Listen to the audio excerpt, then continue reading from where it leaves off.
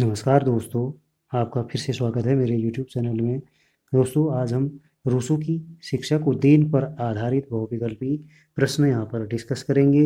यहाँ पर पहला प्रश्न लिखा है, दी न्यू हेलवाइज की रचना की थी। ये जो पुस्तक लिखी थी दी न्यू हेलवाइज, इसकी रचना यहाँ पर लिखा है रूसो ने, प्लेटो ने, डीवी ने, उपर्युक्त में से कोई नहीं। तो दोस्तों, इसका राइट आंसर है रूसो। रूसो ने दी न्यू हेलवाइज नामक पुस्तक की रचना की थी। ठीक है। दूसरा प्रश्न है, स्त्री शिक्षा के प्रति रूसो के विचार। यहाँ पर ये मिस्टेक हुआ है दोस्तों, ये है रूसो के विचार। ठीक है। स्त्री शिक्षा के प्रति रूसो के विचार। नंबर पहला उदार, दूसरा कठोर, तीसरा अनुदार, उपयुक्त में से कोई नहीं। तो इसका ऑप्शन ए करेक्ट है दोस्तों। यहाँ पर स्त्री शिक्षा के प्रति रूसो के जो विचार थे वो उदार थे। ठीक है, उदारवादी विचार जो है रखे थे उन्होंने। अगला है, रूसो को आधुनिक शिक्षा जगत का माना जाता है। पहला जनक, दूसरा सलाहकार, तीसरा प्रहरी, चौथा उपर्युक्त में से कोई नहीं। तो जनक माना जाता है दोस्तों। तो यहाँ पर ऑप्शन ए क्या होगा, करेक्ट होगा। ठीक है। इसके बाद अगला क्वेश्चन है, रूसो की शिक्षा प्रणाली पर प्रभाव पड़ा। रूसो की शिक्षा प्रणाली पर क्या प्रभाव पड़ा? कि किस शिक्षा प्रणाली पर? भारतीय शिक्षा पर, समूचे विश्व की शिक्षा पर, या पाकिस्तान की शिक्षा पर, या उपर्युक्त में से किसी पर भी नहीं।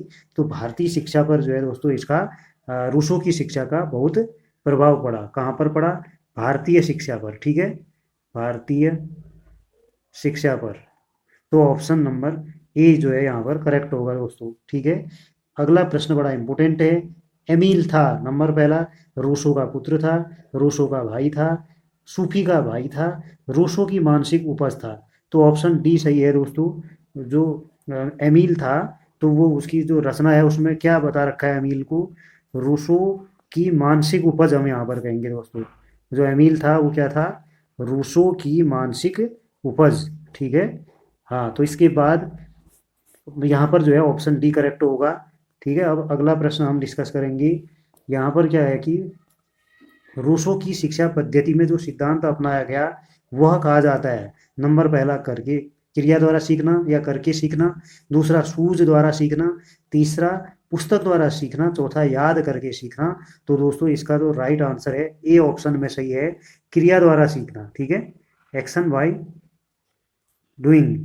कोई भी चीज़ हम करेंगे तो उसके परिणाम जो है जल्दी आएंगे और हम सीखेंगे। तो क्रिया द्वारा सीखना, इस पर बल दिया किसने? रूसो ने। ठीक है दोस्तों। तो इसके बाद प्रश्न नंबर 7वां हम देखेंगे। रूसो की शिक्षा पद्धति में जो अनुशासन अपनाया गया वह कहा जाता है। जो सिद्धांत अपनाया गया ये बड़ा इंपॉर्टेंट था। सिद्धांत जो अपनाया गया वो करके सीखना या क्रिया द्वारा सिद्धांत।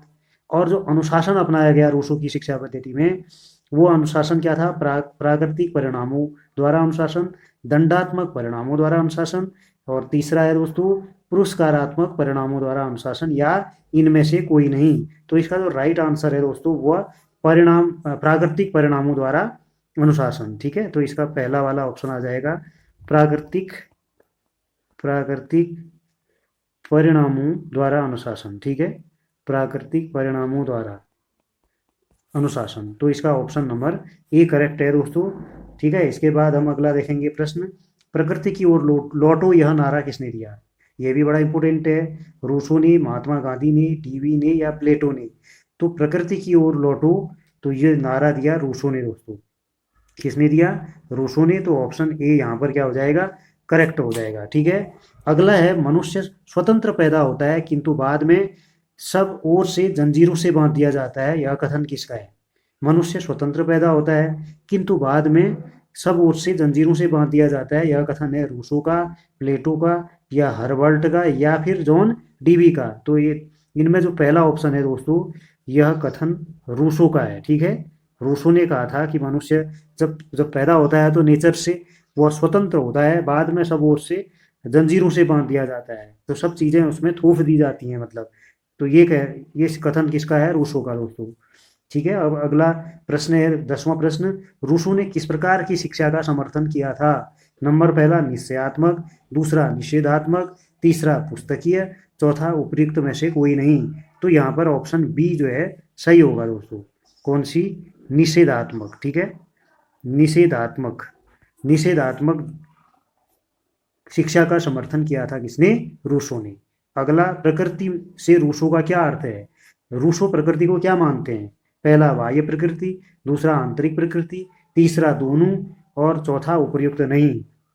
तो रूसो दोनों प्रकृति मानते थे दोस्तों, तो आंतरिक प्रकृति भी और बाह्य प्रकृति भी।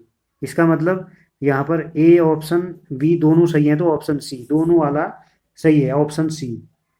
नेक्स्ट वीडियो में दोस्तों अब जॉन डीवी के बारे में हम डिस्कस करेंगे। तो अभी के लिए इतना ही, धन्यवाद।